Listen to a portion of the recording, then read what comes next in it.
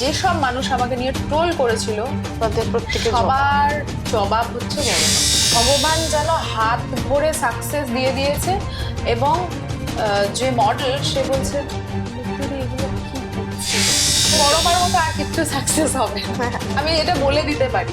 মানে ওই জিনিসটা নতুন ছিল, আমি এটা খুব ক্লিয়ারলি বলে দিলাম। বিকজ চোখ বন্ধ করে করা, ভগবান তৈরি করা, এটা খুব পুরনো হয়ে যাচ্ছে জিনিসটা। কিন্তু সব থেকে মজার ব্যাপার, যখন তুমি একটা কিছু করবে তখন কিন্তু সাপোর্ট কিন্তু কেউ করবে না, একজন থেকে দুজন। আবার যখন টানা শরীর খারাপ ছিল, আমি বিআর সিং এ দেখতে যেতাম, আমার যেহেতু রেলওয়েতে, বিআর সিং এ দেখতে যেতাম সারাদিন।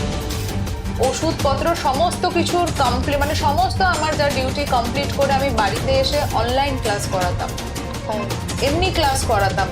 মানে এত কষ্ট করেছি, মানে আমার মতো অনেকেই করেছে। কিন্তু তারপরে যে আমি একটা সময় ভেবেছিলাম যে আমার মনে হয় না আর এই ক্রিয়েটিভটা আমাকে কিছু করতে দেবে। মানে আমি এই নিউ জেনারেশনকে একটা জিনিসই বলতে চাই যে কারোর দেখে কিছু করো না, তোমার নিজের মধ্যে, তোমাদের নিজেদের মধ্যে যে এবিলিটিটা আছে সেটাকে বার করো। তোমাদের নিজেদের মধ্যে যে ক্যাপাবিলিটিটা, কারণ আমরা প্রত্যেকে ডিফারেন্ট। আজকে আমার মাথাতে যদি এটা না আসতো যে তাহলে আমি বুঝতে পারতাম না যে টাকা ছাড়াও ক্রিয়েশন সম্ভব।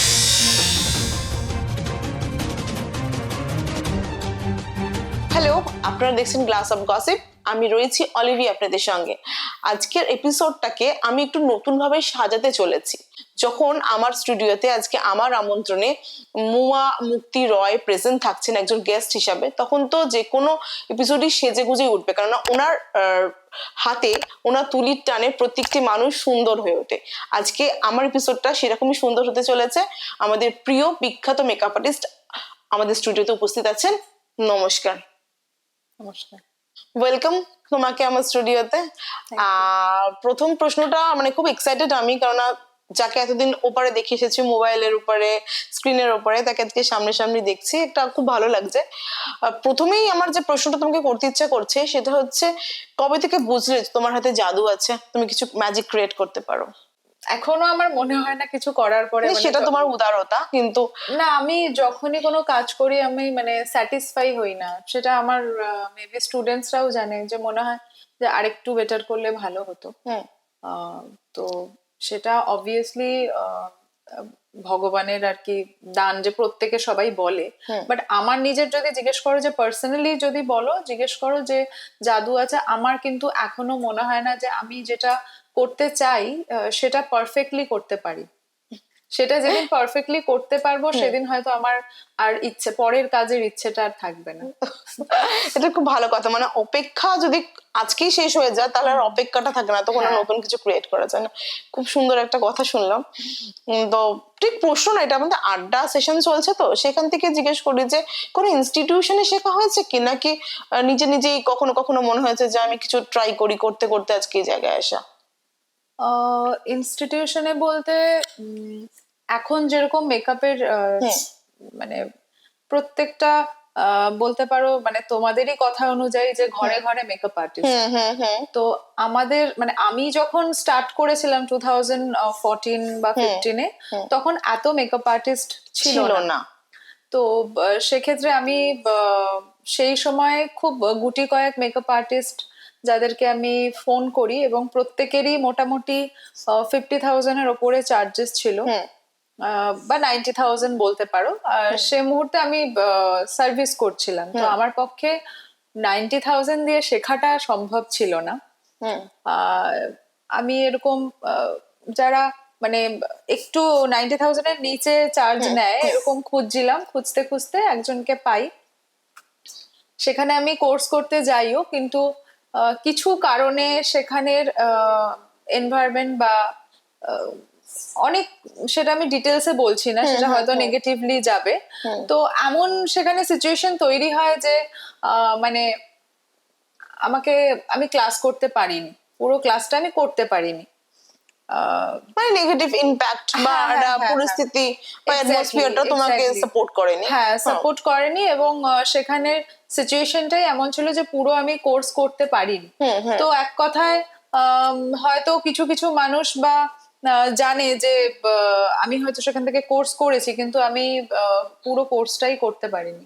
আচ্ছা। তো তারপর থেকে আমি ঠিক করলাম যে পলিটিক্যালি সেখানে হয়তো কিছু একটা এনভায়রনমেন্ট তৈরি হয়, সেখান থেকে আমি বেরিয়ে আসি। এবং আমি লবির শিকার হয়ে সেখান থেকে বেরিয়ে এসে আমি ঠিক করলাম যে নিজেই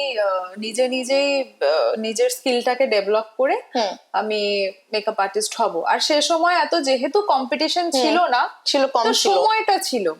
ইউটিউব সাহায্য করেছে কি সেই সময়? হ্যাঁ, মানে এখন কিছু শিখতে চাইবো আর ইউটিউবের হেল্প নেবো না, বা ইউটিউব মানে কোনো কিছু শেখার ক্ষেত্রে কিছু প্রতিবন্ধকতা হয়ে আসবে আমাদের কিন্তু ভাবতে পারি না যতক্ষণ এখানে আমি ইউটিউব আছে। একটা কথা একটু কাটলাম। না না, ঠিক আছে। সেটা হচ্ছে যে ইউটিউবের এখন মানে আমাকে দেখে যদি ইন্সপায়ার হয়ে এখন নিউ জেনারেশন ভাবে যে ম্যাম তো ইউটিউব থেকে শিখেছে, আমরা ইউটিউব থেকে শিখতে পারি, কেননা ম্যামও যেহেতু নিজে সেলফ টট, ইউটিউব থেকে শিখতে শিখতে এই জায়গায় এসছে। তো তারা যদি মনে করে যে আমরাও শিখতে মানে আমরাও এভাবে ম্যামের মতো শিখবো, কিন্তু সেক্ষেত্রে কিন্তু হবে না, কারণ আমাদের সময় কিন্তু এত কম্পিটিশন ছিল না। এখন যেহেতু কম্পিটিশনটা প্রচুর, কেউ যদি মনে করে 5 ইয়ার্সে বা 3 ইয়ার্সে নিজেকে একটা জায়গায় নিয়ে যাবো, সে তখন কিন্তু লাখো লাখো মেকআপ আর্টিস্ট সে সময় তৈরি হয়ে যাবে। তাই এখনকার সিচুয়েশন ওয়াইজ আমার মনে হয় একটা ভালো একাডেমি থেকে শেখাটা উচিত। আচ্ছা আচ্ছা, ক্লাস অফ গসিপ শো যেহেতু একটুখানি সিপ করলে ভালো লাগে।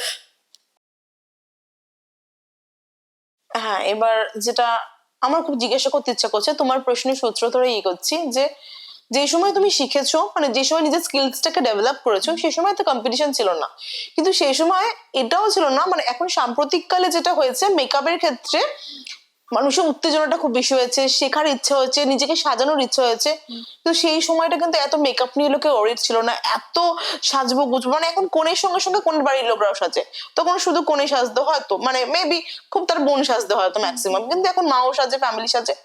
তুমি যে সময় মনে করেছো যে আমি শিখে এটাকে প্রফেশন হিসেবে নেবো, তখন ভয় করেনি যে ওই সময় তো সিনেমা বা সিরিয়াল ছাড়া তো মেকআপ আর্টিস্টদের সেরকম কোনো জায়গা ছিল না বিয়ে বাড়ি ছাড়া, যে এটাকে আমি প্রফেশন হিসেবে এগোবো, নিজের চাকরি একটা সময় ছাড়তেও হতে পারে, কখনো এই ভয়টা আসেনি যে একটা আনসিকিউর মানে প্রফেশন আমি নিজের লাইফে নিতে চাচ্ছি? সাহসটা পেয়েছিলে কিভাবে যে ওই সময়টা সত্যি অনেকটা তোমাদের সময়টা হচ্ছে একদম ফার্স্ট ব্যাচ যখন রান করছে যে আমি কিছু করতে চলেছি মেকআপ নিয়ে, এটা একটু বলো।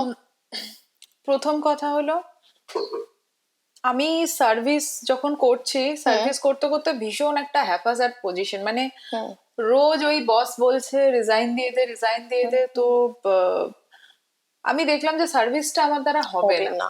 কিন্তু আমি কোনোদিনও ভাবিনি যে আমি মেকআপ আর্টিস্ট হব। আচ্ছা, হয় না যে প্যাশনেট ছিলাম সাজতে ভালোবাসতে। আচ্ছা, এটা নিয়ে একটা ভীষণ হিস্ট্রি, একটা বড় ছোট্ট করে শুনবো। আমি যখন সার্ভিস করতে করতে যখন খুব মানে দেখছি যে হচ্ছে না, রিজাইন দেওয়ার একটা ব্যাপার এসছে, লাস্টলি যখন রিজাইন দিতে বস বলল, তখন আমি সেই সন্ধ্যাবেলাতেই ডিসাইড করলাম যে আমি মেকআপ প্রফেশনে যাব না, তবে মেকআপটা আমি প্র্যাকটিস করব, বা এই ফিল্ডটাতে আমি ঢুকবো। থাকতে ভালো লাগছে মোট কথা। হ্যাঁ, ভালো লাগছে, বিকজ আমি সবটাই মানে ট্রাই করেছি, মানে একটু একটু একটু করে সার্ভিস করলাম, তারপরে আমি টিউশন করতাম, অনেক কিছুই করেছি। তারপরে আমি একটা হাঙ্গামা টিভিতে একটা কোঅর্ডিনেটরের কাজ করতাম। ইভেন শিবপ্রসাদ মুখার্জির আমি অফিসে গেছিলাম, সেখানে আমি কোঅর্ডিনেটিং এর একটা কাজ পাই, কিন্তু স্যালারিটা এতটাই কম যে কলকাতায় থাকা আমার পক্ষে সম্ভব ছিল না। তাও আমি বাবাকে পাগল করে দিয়েছিলাম যে আমি কলকাতাতে থাকবো। তুমি ব্রন অ্যান্ড ব্রড কোথায়? আমি হচ্ছি, আমার এরকম অ্যাজ সাচ কোনো পার্টিকুলার প্লেস থেকে নয়, কারণ আমার বাবা যেহেতু রেলওয়েতে ছিল, তো প্রচুর জায়গা ঘুরেছি। আচ্ছা আচ্ছা, হ্যাঁ, মানে এখানে 2 বছর স্কুলিং, এখানে 4 বছর, এরকম। আচ্ছা, সেটা হয় আর কি। তবে আমি বলতে পারো যে আমার জন্ম হচ্ছে অশোকনগরে, হাবড়ার, আর আমি সব থেকে বেশি সময় কাটিয়েছি হচ্ছে চুঁচুড়ায়, হুগলিতে। হ্যাঁ, ভীষণ সুন্দর সাজানো গোছানো শহর, আমার চোখে তো মনে হয় ভীষণ সুন্দর, এখন আরো সুন্দর হয়েছে। হ্যাঁ, তারপরে গল্পটাতে ছিলাম, মানে তুমি যখন আমার মনে তুমি যখন শুরু করো তখন ভাবনি যে এটাই প্রফেশন হবে, মানে নিজে করতে করতে এগিয়েছো এবং প্যাশনেট ছিলাম কিছু, মানে আমি যেটাই করছি খুব একটা মানে এনজয় করছি না, আমি দেখলাম চাকরিটা আমি এনজয় করছি না, আর সত্যি কথা বলতে যে জিনিসটা আমি এনজয় করি না সেটা আমি খুব, আমার একটা খুব প্রবলেম হচ্ছে, আমি খুব তাড়াতাড়ি বোর হয়ে যাই যে কোনো জিনিসে। মানে এখানে আমি আছি, বাট আমার 1 ঘন্টা ভালো লাগবে, তারপর থেকে আমি এখানে Mood বোর হয়ে swing যাবো, হয়। মুড সুইং হয় প্রচুর। তো আচ্ছা। সার্ভিস করছি, ডেলি যাচ্ছি, ডেলি ওই বসের খ্যাচখ্যাচানি, মানে আমার প্রবলেম হচ্ছিল ভেতর থেকে। তো আমি বলতে পারো যে ইট ওয়াজ লাইক আ গ্যাম্বল, মানে আমি জুয়ার মতোই আর কি একটা রিস্ক নিয়েছিলাম যে আমি চাকরিটা ছেড়ে ইয়েতে চলে যাবো, মেকআপে। আচ্ছা, তোমার প্রশ্নের সূত্র ধরেই আমি একটু এগোচ্ছি যে তুমি বললে না মুড সুইং হয় বা কখনো কখনো মনে হয় যে ধৈর্যচ্যুতি ঘটছে বা ভালো লাগছে না, সেখান থেকে তো আজকের দিনে দাঁড়িয়ে মানে তুমি যে প্রফেশনটাকে চুজ করেছো সেখানে তো একটা প্রস্থেটিক মেকআপ করাতে বা তুমি যেটা একটা ম্যাজিক ক্রিয়েট করেছিলে বড় মা, ঠিক আছে, ওটা করতে তো ঘন্টার পর ঘন্টা সময় লেগেছে, তো সেখানে কখনো ধৈর্যচ্যুতি করেনি বা মনে হয়নি যে আর পারছি না? আমি বড় মার ক্ষেত্রে পার্টিকুলারলি বলছি না, কিছু সাজানোর ক্ষেত্রে বা তুমি এখন তো সিনেমায় রক্ত বা সিনেমার যে কোনো একটা সিচুয়েশন বোঝাতে কি করা হয় যে রক্ত, কাটা, পোড়া, দাগ, এগুলো তো মেকআপ দ্বারাই সম্ভব। তো কখনো মনে হয় না যে আমার অসুবিধা হচ্ছে বা সময় খুব বেশি লাগছে, আমি আর পারছি না? না মানে এটা উল্টো হয়, মানে আচ্ছা। এই একটাই কাজ, এই মেকআপটাতেই আমার কনসেন্ট্রেশন ব্রেক হয় না, এবং আমি ঘন্টার পর ঘন্টা আমি দাঁড়িয়ে থেকে কাজ করতে পারি। আমার কিন্তু একটা লিগামেন্ট ছেঁড়া তাই? বাঁ পায়ের। ও। আমি আমার মানে ডক্টর আমাকে বারণ করে দিয়েছে যে আমি কিন্তু মানে 1 ঘন্টা থেকে 2 ঘন্টা, তার বেশি কিন্তু আমি দাঁড়িয়ে কাজ করতে পারবো না। তার জন্য কিছু এক্সারসাইজ আছে, সেগুলো কিন্তু আমি যখন কাজটা করি, ইনফ্যাক্ট আমার পুরো ইউনিট বলে ম্যাম ছেড়ে দিন, আর পারছি না, পারছি না ম্যাম, ছেড়ে দাও, আর পারছি না।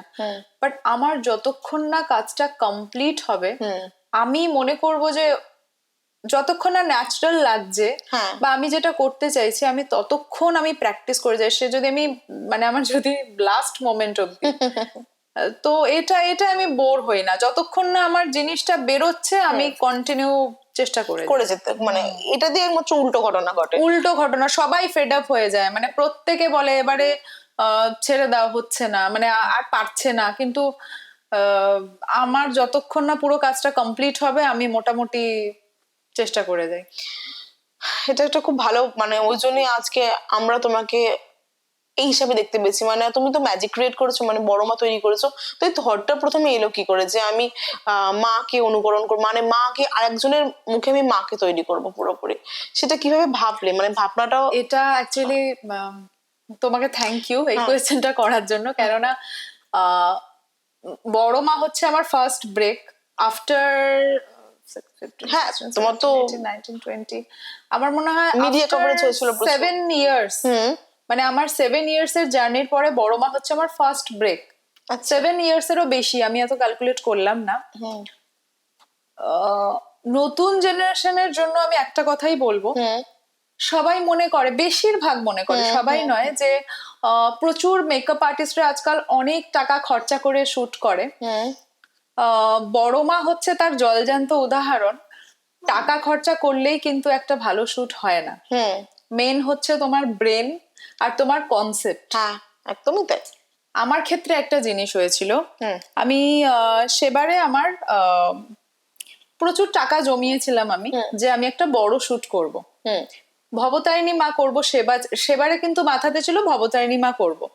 মোটামুটি 2 লক্ষ 3 লক্ষ টাকা জমিয়েছিলাম, কেননা সেট থেকে শুরু করে এভরিথিং সবটাতেই অনেক হিউজ খরচা।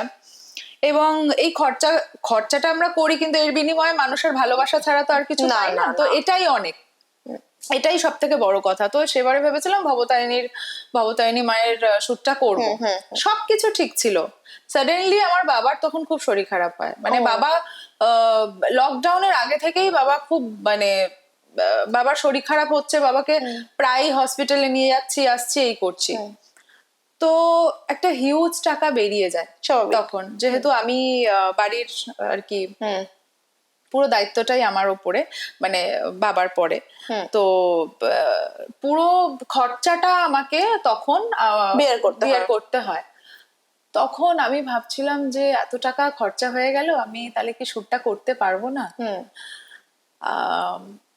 আর আর্টিস্টদের এরকম খুব হয়, যেটা ভাববে হয় সেটা কিন্তু তোমার সাথে লাস্ট মোমেন্ট অব্দি হবে না, এরকম সিচুয়েশন আসে। এবং মা কালীর ক্ষেত্রে একটা আমি জিনিস দেখেছি, মা কালী যেটা চাইবেন সেটাই হয়, তুমি হাজারো চেষ্টা করলে সেটা হবে না। তো আমার সবকিছু ঠিক ছিল, সেট ডিজাইনার থেকে শুরু করে কাকে নেবো অ্যান্ড অল এভরিথিং সেট, কিন্তু লাস্ট মোমেন্টে বাবার আবার শরীর খারাপ হয়ে গেল, আমি পারলাম না। একদিন সন্ধেবেলাতে আমার খুব ক্লোজ একজন ফ্রেন্ড বলবো না আর কি, আমার জীবন সাথী বলবো, সামওয়ান স্পেশাল, তার সাথে আমি ছাদে এসে গাছে জল দিচ্ছে আর আমি ঘুরে বেড়াচ্ছি। আমার বললো যে তুই কিছু টেনশনে আছিস? আমি তখন বললাম যে আমি মনে হয় না এবারে মা কালীর শ্যুটটা করতে পারবো। তখন ও বললো যে এত মানুষ তোর কালী ঠাকুরের শ্যুট আগের করেছিলি, প্রত্যেকবারই করিস, তো দেখার জন্য ওয়েট করে থাকবে, শ্যুটটা করবি না? বললাম কি করে করব, আমার তো ফিনান্সিয়াল আমার মনে হয় না যে আমি সাপোর্ট করছে না, আমি এই মুহূর্তে আমার মনে হয় না আমি ভবতারিণী মায়ের প্রজেক্টটা করতে পারবো। তখন আমি ওকে ফার্স্ট বললাম, ও কিন্তু গাছে জল দিয়ে যাচ্ছে, আমি কিন্তু কন্টিনিউ একটা জিনিস যখন হয় না, আমি একদম লেগে পড়ে ওটার ভেতরেই থাকি, মানে আমাকে কিছু একটা করতে হয়, বিকজ এতগুলো মানুষ আমাকে ভালোবাসে। আমি একটা কথা বলবো এখানে, একটু ইন্টারাপ্ট করে বলছি, পাগল না হলে শিল্পী হয় না। মানে পাগল ওই সেন্সে বলছি না, মানে মানুষ ভাবতে ভাবতে এমন লেভেলে চলে যায় তখন একটা পাগলামি গ্রাস করে যে আমি এটা করেই ছাড়বো। পাগলামিটার জন্যই বেশি লোক আমার সাথে কিন্তু থাকে না, ইনফ্যাক্ট ও আমাকে পাগল বলে, আমার বাবাও বলতো, তাতে আমার কিচ্ছু এসে যায় না, বিকজ একটা জিনিসের আমি যে জিনিসটার প্রতি এত পাগল হয়ে যাচ্ছি, লোকে তো ওই জিনিসটা ফিল করতে পারছে না। তখন আমি ওকে বললাম, আমার কাছে তো টাকা পয়সা শেষ অতটা নেই, তাহলে তো আমি বুদ্ধি খাটাতে পারি। তো আমার তখন মাথাতে এলো, আচ্ছা আমি কোন ছোটবেলায় বড় মার কাছে গেছিলাম, বিকজ আমার আরবিসি তে কলেজ ছিল। আচ্ছা, হ্যাঁ, আর আমার হুগলিতে বাড়ি। তখন বড় মার নামটা এত প্রসিদ্ধ না এতটা না, আর আমার মনেও নেই যে বড় মা নাম, মানে বড় মাটাও ভুলে গেছে আমি, যে বড় মা কালী পুজোর সময় হতো মানুষ সব থেকে বড় ঠাকুর সেটা জানি, কিন্তু বড় মা যে নাম সেটাও কিন্তু আমি জানতাম না, এটা হয়তো অনেকেই জানে না। তো আমি বাবা মায়ের সাথে গেছিলাম, তখন আমি কলেজে পড়তাম, হুগলি থেকে আরবিসি তে দেখতে গেছিলাম। আমি তখন বললাম, ওই যে সব থেকে বড় দেখতে বড় মুখ যে ঠাকুরটা, সেটা করলে কেমন হয়। আমার কিন্তু আমার বাবা মায়ের শরীর খারাপের জন্য আমি হয়তো মানসিক করেছিলাম, আমার ঠিক খেয়ালও পড়ছে না, আমি ওই মুখটার কথাই আমার মনে এলো, এবং আমার ভেতর থেকে বললো যে আচ্ছা মায়ের মুখটা এত বড়, এরকম করলে হয় না, চোখ বন্ধ করে যদি করা যায়। বললো তো চোখ বন্ধ করে তুই মুখটা কি আনতে পারবি? বললাম পারবো কি পারবো সেটা তো জানি না, ট্রাই তো করি, একটা চেষ্টা তো করি। তো বললো সেটাতে আর কত খরচা হবে, বেশি খরচা তো আমার তো ওই 1 লাখ 1.5 লাখের মতো তো খরচা হবে না, বা 2 লাখ ক্রস করবে না, সেটা একটা মিনিমাম একটা 20-30,000 এর মধ্যে হয়ে যাবে, সেটা আমার কাছে আমি বিয়ার করতে পারবো। বাবার তখন স্টিল শরীর খারাপ, তো অত টাকাও লাগেনি, বড় মা সেই টাকাটাও নেয়নি, মানে জানি না আমি এটা কিভাবে কি হয়ে গেল, আবেগ বেরিয়ে আসছে তোমার ভিতর থেকে কথাটা বলতে। এক্স্যাক্টলি, মানে এই নিউ জেনারেশন অনেকেই মনে করে যে বড় বড় মেকআপ আর্টিস্টরা এত খরচা করে। তারপরে আরেকটা জিনিস বলি, ভবতারিণী মা আমার মানে অনেক ইনভেস্টমেন্ট রয়েছে, রিসেন্ট আমি মা শ্যামসুন্দরী করলাম, ইনভেস্টমেন্ট রয়েছে, আদ্যা মাতে ইনভেস্টমেন্ট রয়েছে, কিন্তু বড় মাতে কোনো ইনভেস্টমেন্ট নেই। মানে আমি এই নিউ জেনারেশনকে একটা জিনিসই বলতে চাই, যে কারোর দেখে কিছু করো না, তোমাদের নিজেদের মধ্যে যে এবিলিটিটা আছে সেটাকে বার করো, তোমাদের নিজেদের মধ্যে যে ক্যাপাবিলিটিটা, কারণ আমরা প্রত্যেকে ডিফারেন্ট। আমি যদি আজকে আমার বাবার শরীর খারাপ না হতো, আজকে আমার মাথাতে যদি এটা না আসতো, যে তাহলে আমি বুঝতে পারতাম না যে টাকা ছাড়াও ক্রিয়েশন সম্ভব। ক্রিয়েট করতে গেলে মাথাটা দরকার, বুদ্ধিটা দরকার, আর চেষ্টাটা দরকার। টাকা পয়সা ডাজন্ট ম্যাটার। শুধু গয়নাটুকু যতটুকু লেগেছিল গয়না বানাতে, ওটা অনেক দিনের একটা প্রিপারেশন ছিল, 1-1.5 মাস বা তার বেশি। তারপরে ফার্স্ট আমি প্রস্থেটিক বলতে পারো যে মডেলের ওপরে মডেল সিলেক্ট করি, এবং প্রত্যেকবার তো মডেল আমি নৃত্যশিল্পী নিই, যাতে পেশেন্সটা ওদের বেশি। তারপরে তার উপরে করলাম, সে তো বসেই থাকলো অনেকক্ষণ ধরে। ইনফ্যাক্ট কত ঘন্টা লেগেছিল? মিডিয়া কভারেজ প্রচুর হয়েছিল। 11 থেকে 12 ঘন্টা। এবং সব থেকে বড় কথা যে আমি কোনো মিডিয়া কভারেজ ডাকিনি, এটা না। অনেকেই বলেছিল। না আমি না কোনো না, আমি media- কিন্তু এটা খবর পাইনি যে অনেকেই দেখেছো। কিছু কিছু এলিগেশন ছিল যে আমি মিডিয়া কভারেজ ডেকেছি। আমি কোনো মিডিয়া কভারেজ ডাকিনি। সব থেকে বড় কথা হচ্ছে আমি গেছি। সব থেকে বড় কথা, আমি ইন্টারাপ্ট করছি, যতটুকুনি আমি মিডিয়া সম্বন্ধে জানি ততটুকু হচ্ছে স্টার আনন্দ মানে এবিপি কোনো না কারো কলে আসে না, তারা নিজে আসে। তারা যদি যেটাকে মনে করে যে আমি কভারেজ করব তখনই ওটা যান। মানে এবিপি যখন এসছে তখন যারা জানে না তাদের আলাদা কথা, কিন্তু যারা জানে তাদের এইটুকুনি জানা উচিত যে এবিপি বা স্টার কখনো অন কলে আসে না, ওটা একমাত্র কভারেজে আসে। মিডিয়া কভারেজ হয়েছিল এবং কিভাবে হয়েছিল সেটাও বলে দিই, এটা আনএক্সপেক্টেড। কেননা কাজটা তো হয়ে গেছিল, আমি তো কাজটা আপলোড করে দিয়েছি, ব্যাস দ্যাটস ইট, আমার মজা শেষ। বিকজ ওই রকম আমি মানুষ নই যে একটা জিনিস পোস্ট করলাম খুঁচিয়ে খুঁচিয়ে খালি দেখবো, দেখি কটা লাইক হলো কটায় হলো, আমি ওগুলো দেখি না। আমি পোস্ট করে দিই, আমি ওই সময় দেখলাম একবার, তারপরে অনেকক্ষণ বাদে আবার দেখি। হট করে দেখছি যে এটা একটা ইন্টারেস্টিং ঘটনা। সেটা হচ্ছে যে সেই তার দুদিন বাদেই আমার কাছে, দুদিন বা একদিন বাদে, দুদিন বাদে কল আসে সম্ভবত, এবং ফোন আসে যে তখন আমি স্নান করতে গেছিলাম। আমাকে ফোনে না পেয়ে মডেলের নাম্বার কালেক্ট করে করেছিল আনন্দবাজার থেকে, ফার্স্ট কল আসে। তারপরে তো ওরা বললো যে 5 মিনিটের মধ্যে আমাদেরকে বাইট দিতে হবে। আমার বাবা তখন শরীর খারাপ অবস্থা, আমার কাছেই রয়েছে, হুগলিতে নেই, বাবা মা দুজনে। আমার বাবার শরীর এমনি ঠিক হয়ে গেছে, হার্টের পেশেন্ট বাবা, বাবার ঠিক হয়েছে, মানে বাবা এত হাসি এত খুশি, মানে আমার বাড়িটা পুরো মানে হয়ে গেল। 5 মিনিটে দিতে দিতে নিউজ 18 বাংলা, আচ্ছা, তারপরে এবিপি, তারপরে মানে পরপর পরপর পরপর যত মিডিয়া হাউস আর ছোট ছোট ছোট ছোট যত চ্যানেল। আমি আর তারপরে আমি বললাম শিডিউলটা ওদের নেক্সট দিন দিলাম। নিউজ 18 বাংলা আমি কোনোদিনও, মানে আমার যেহেতু বাড়িতে টিভি নেই, এটা খুব বোকা বোকা হয়তো শুনতে লাগবে, ফোন করেছে তো এখন সব্যসাচী আমার ভালো বন্ধু হয়ে গেছে, সব্যসাচী যে রিপোর্টার এখন তো জিতে আছে, ও আমাকে ফোন করে বললো যে সেদিন আমার স্টুডেন্টের পোর্টফোলিও এক্সাম ছিল, আমার একটা বাইট লাগবে, এক্ষুনি দিতে হবে। কোথা থেকে? বললো নিউজ 18 বাংলা। নিউজ 18 বাংলা তো আমি চিনি না, আপনি একটু আপনার লিঙ্কটা পাঠান। বলছে আপনার মাথা ঠিক আছে তো? আমি তখন ইউনিটে সবাইকে জিজ্ঞেস করছি, তখন বললো তুই নিউজ 18 বাংলা চিনিস না? ছি ছি ছি ছি, লোকের কাছে মুখ দেখাস না। তখন বললাম ও নিউজ 18 বাংলা, আচ্ছা আচ্ছা আচ্ছা। বাবাকে জিজ্ঞেস করলাম, ঠিক আছে পাঠাচ্ছি। তারপরে তো পাঠালাম সব।